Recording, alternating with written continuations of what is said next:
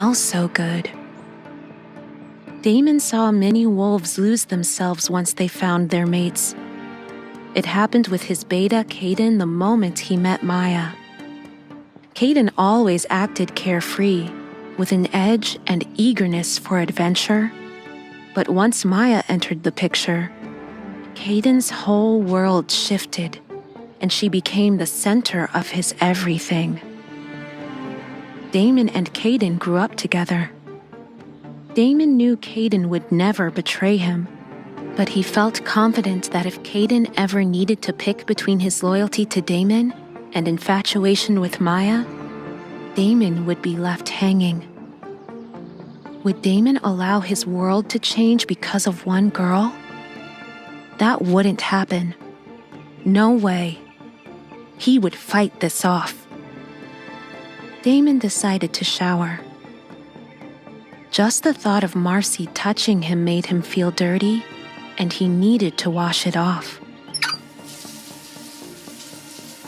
As warm water caressed his body, images of the silver-colored hair flashed in front of his eyes, and he remembered the sweet, citrusy scent of freesia. "Shit!" Damon exclaimed and turned off the hot water. Damon had just changed into fresh clothes when someone knocked on the door. Damon opened the door and was surprised to find Nora, Marcy's best friend. Nora's father was Alpha Edward's beta, and from the day she was born, it was understood that Nora would serve as Marcy's ally within the pack. But that didn't mean that their friendship was based on love and respect. In fact, Nora had always been jealous of Marcy.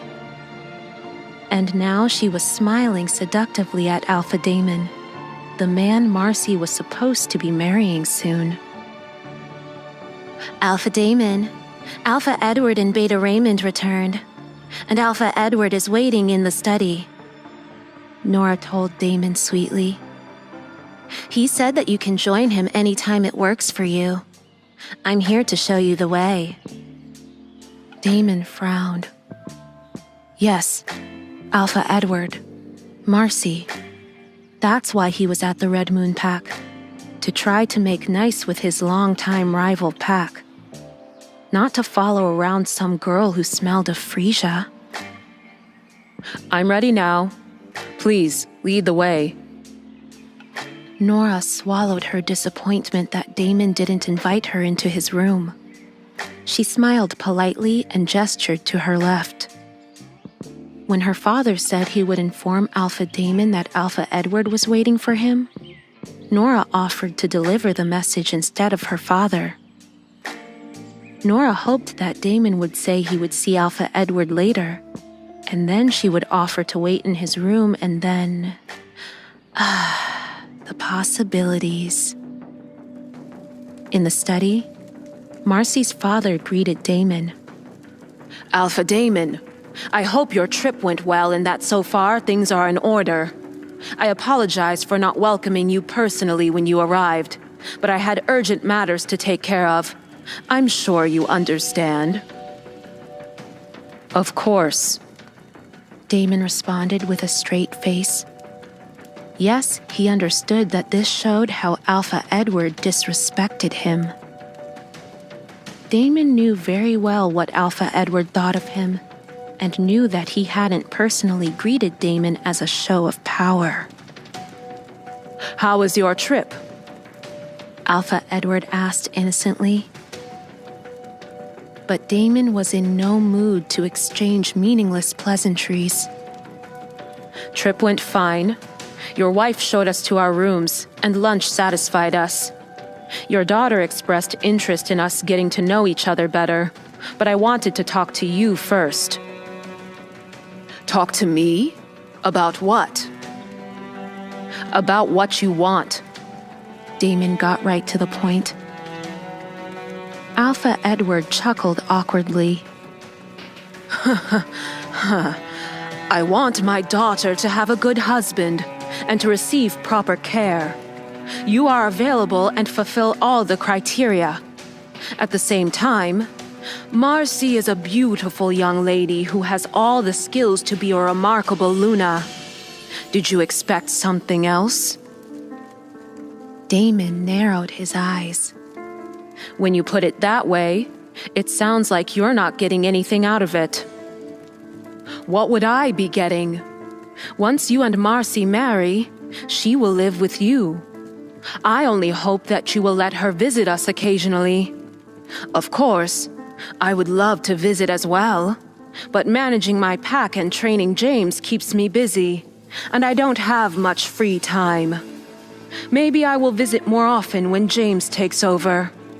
Then I can spend some time with my grandkids.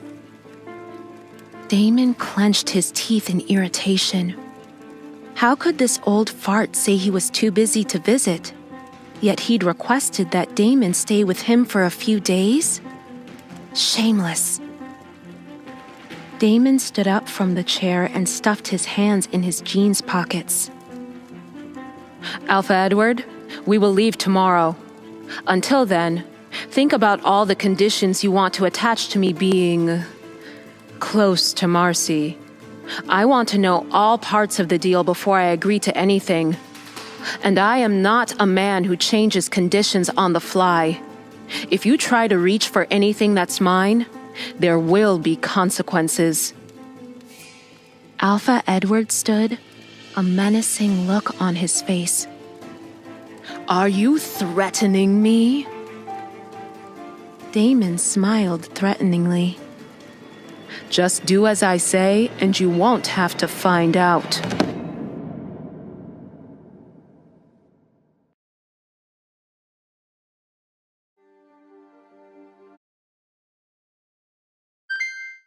रोज कितनी सारी payments करती हूँ, बिल्कुल safely. तो fraud मेरे साथ नहीं होगा, ऐसा मैं सोचती थी।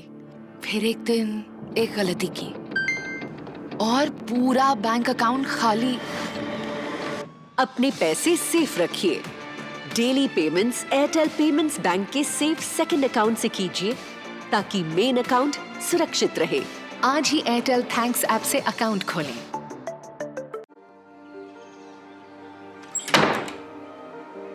How do I find her?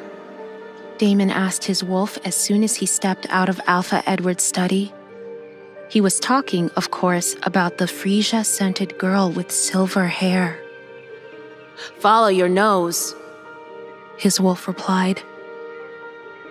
Damon tried sniffing around.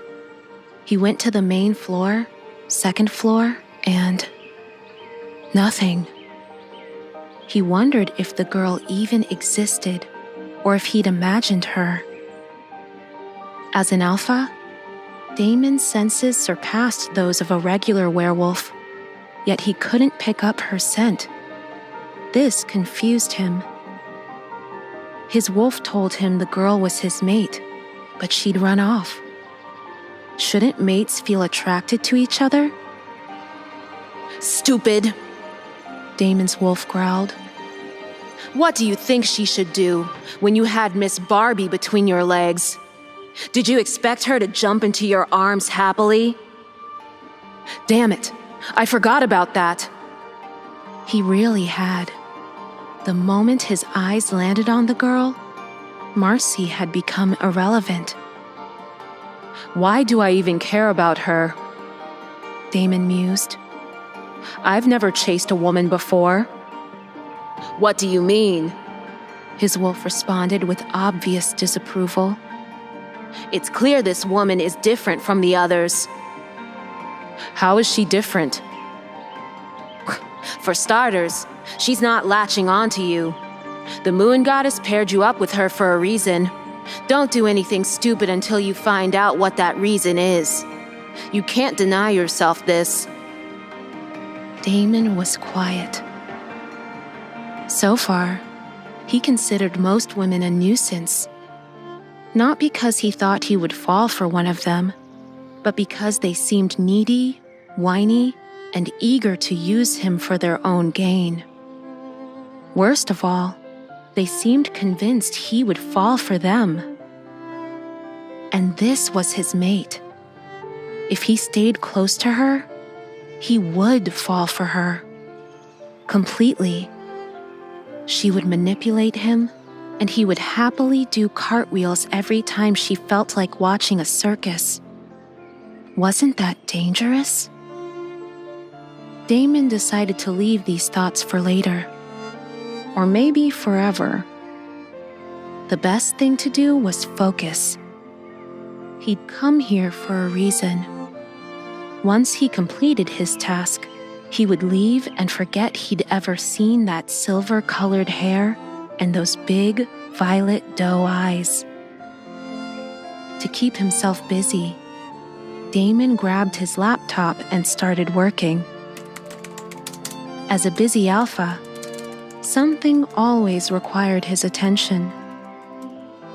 Back in her room, Talia was trying to erase the image of Marcy kneeling in front of Alpha Damon from her eyes. She cursed her bad luck. Why had she walked in at that exact moment? When she heard the pounding on the door, her heart sank. She knew who it was and why she was there. Who the hell do you think you are? Marcy growled as she burst into Talia's room. Marcy grabbed hold of Talia's shirt with one hand and then planted a fist in her face with the other.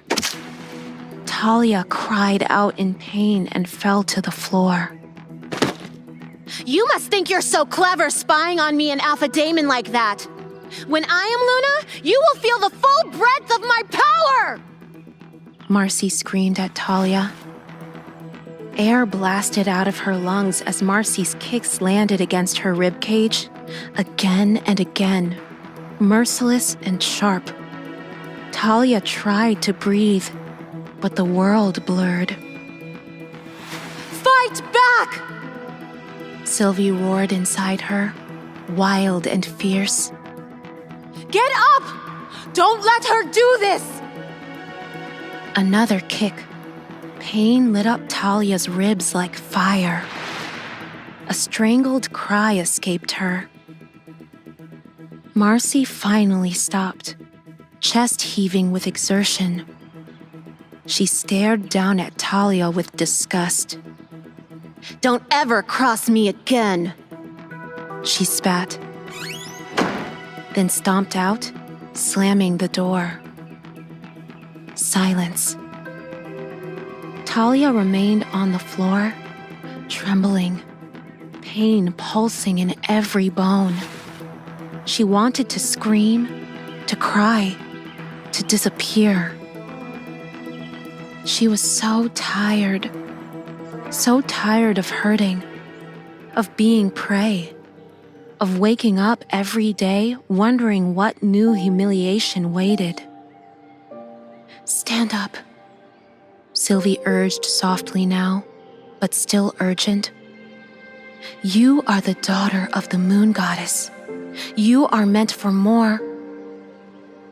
Talia squeezed her eyes shut, tears spilling. Normally, Sylvie's voice had been her warmth, her only hope. But now it scraped against her raw wounds like salt. No! Talia rasped, barely able to speak.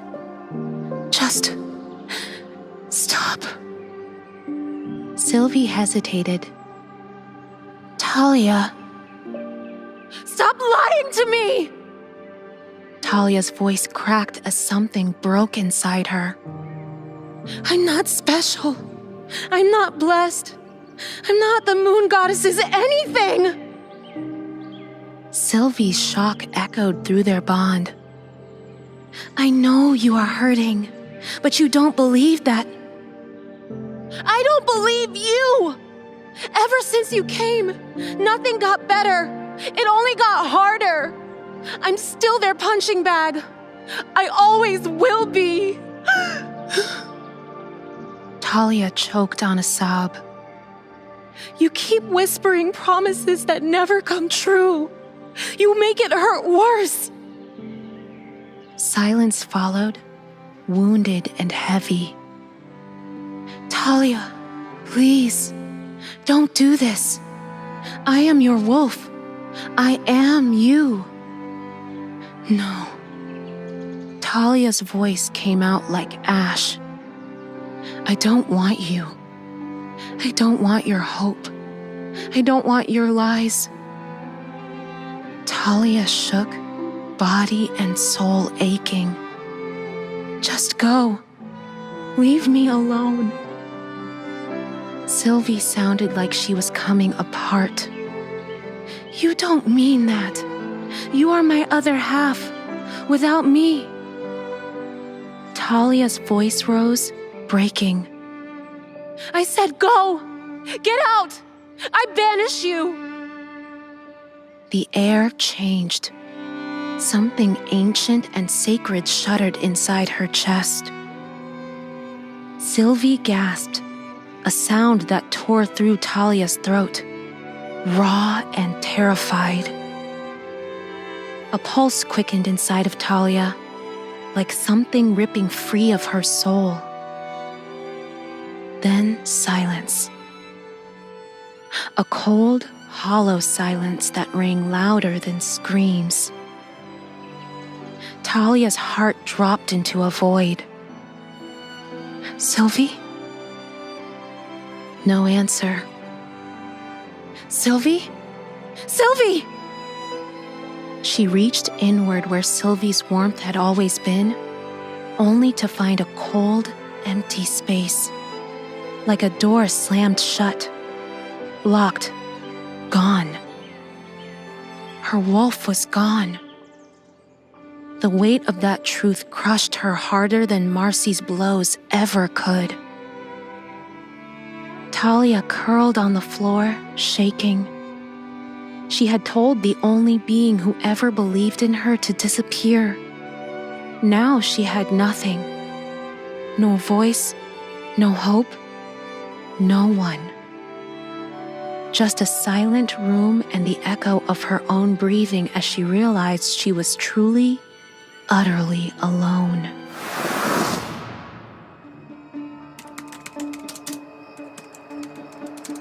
Damon was still working in his room when he heard a knock at his door. Before he could respond, Marcy came striding in, a smile on her face. What's she so happy about? Damon's wolf muttered. Damon looked at Marcy and said simply, Can I help you? Marcy didn't let Damon's cold reception fluster her. She felt confident that Damon would approve of how she dealt with the scrawny girl. She would show him once and for all that she would be his perfect Luna. Someone who would deal with issues within the pack and not disturb him. But then a light knock on the door prevented Marcy from bragging to Damon about beating Talia into submission. Alpha Damon, dinner will be served in 10 minutes. A female voice came from outside. Marcy strode across the room and opened the door. Thank you for letting us know, Marcy said to the flustered Omega. Tell Mother that we will be there on time. The Omega nodded fervently and then left with hurried steps. Damon frowned when he noticed Marcy's prideful posture. By answering the door, Marcy sent a message that she was in his room, and she spoke for both of them, like they were a couple. This confirmed his suspicion that Marcy was not a simple girl. Caden? Damon called his beta through their mind link. We need to wrap this up quickly. We are leaving tomorrow morning. I thought... Tomorrow morning. Damon interrupted Caden. Damon was certain that both Alpha Edward and Marcy had some sort of scheme in mind, and he didn't want to stay longer than necessary. If all went according to plan, by tomorrow morning he would tarnish Marcy's reputation and find out more about Alpha Edward's plans. After that, they would leave. The additional complication was the silver-haired girl. Her existence made Damon restless. That girl was an unexpected variable, and for the first time in a long time, Damon was unsure how to deal with the situation.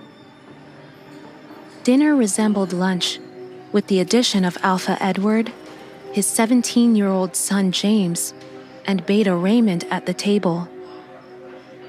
The sitting arrangement differed, with Alpha Edward at the head of the table, Damon on his right, and Marcy next to Damon.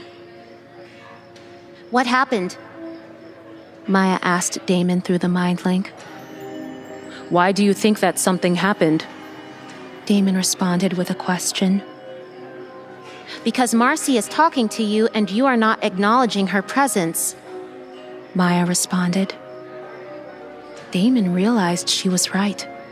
Marcy talked about something, yet he'd spaced out. He wasn't even sure what he was eating.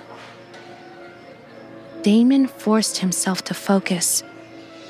It wasn't like him to be absent-minded. What did you find on Marcy? Damon asked both Maya and Caden through their mind link. Caden responded. Nothing we could use. She came back a few weeks ago from Europe, and since then she's been the perfect Alpha's daughter. Damon frowned. What does that mean? Marcy obeys her parents and does what she's supposed to do. She's not even bullying the servants, as far as we can tell. Maya said. Alpha's daughters are usually haughty, but maybe Marcy isn't like that. Damon glanced at Marcy and smiled while talking to Maya and Caden. Keep digging. Contact our people in Europe and see what they can find out. Marcy must have some skeletons in her closet. Aye, boss. Caden responded jokingly. When he saw Damon frowning at him, Caden cleared his throat and said seriously, I'm on it. Don't worry. Our people have been working on it from the moment Elder Parker sent his first request that you consider Marcy as your Luna. I will tell them to prepare reports, and by morning we will know exactly what this miss was doing in Europe for the last 10 years. Damon's strategy was to expose Marcy as being unfit for the position of Luna, while simultaneously discrediting her father and politically humiliating both Edward and Elder Parker. He would accomplish all of this without open conflict. He could reject Marcy outright, but that would make him appear impulsive and unreasonable, and could amount to war between their packs, ammunition for his enemies. Alpha Damon was a powerful alpha, and members of his pack respected him, but many lurked in the shadows and waited for Damon to cross the line, to make a mistake, to provoke someone he shouldn't. And Damon knew this. Normally, Damon would feel more enthusiastic about this play. After all, Marcy was a fine-looking she-wolf, and pretending for a day or two to indulge Alpha Edward would pay off several times over once Damon bared his teeth. But tonight, Damon felt off balance, restless, uncertain, and haunted by the scent of Frisia and the girl who vanished.